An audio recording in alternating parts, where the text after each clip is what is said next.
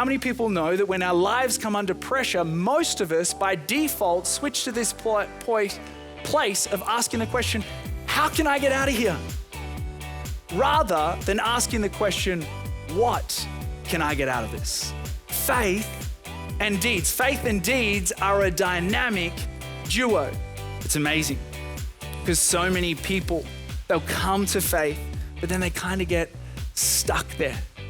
And they find it hard to ever really grow in their faith. But this is exactly what James is talking about in his letter. How do we grow in faith? We have to actually ask the question this morning, what does saved actually mean? How many people know we need daily deliverance? He's talking about a personal salvation. And I know a whole lot of people, they get saved, but they live their life here on earth pretty bound up. Which brings me all the way to our first point and almost the end of the message. And that's this, that salvation is more than just a belief. Jesus came to give us abundant life here and now.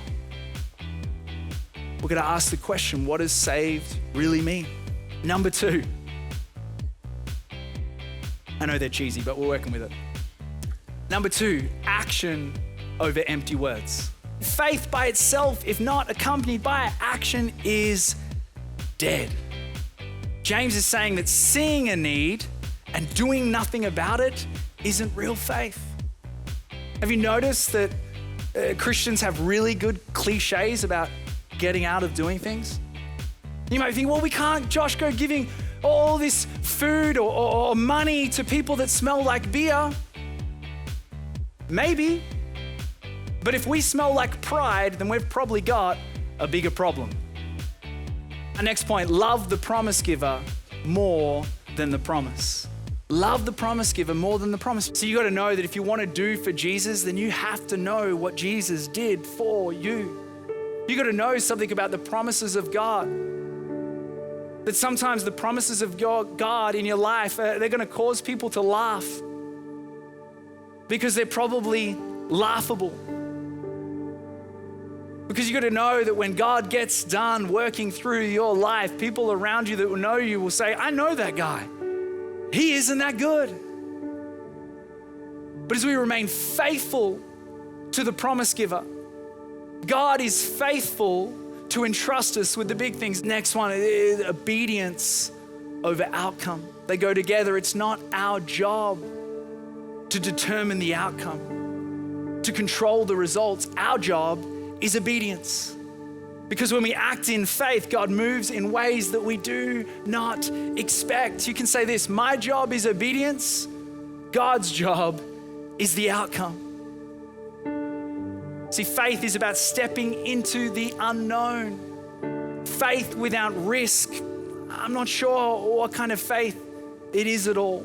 Faith is not just an idea, it's an action.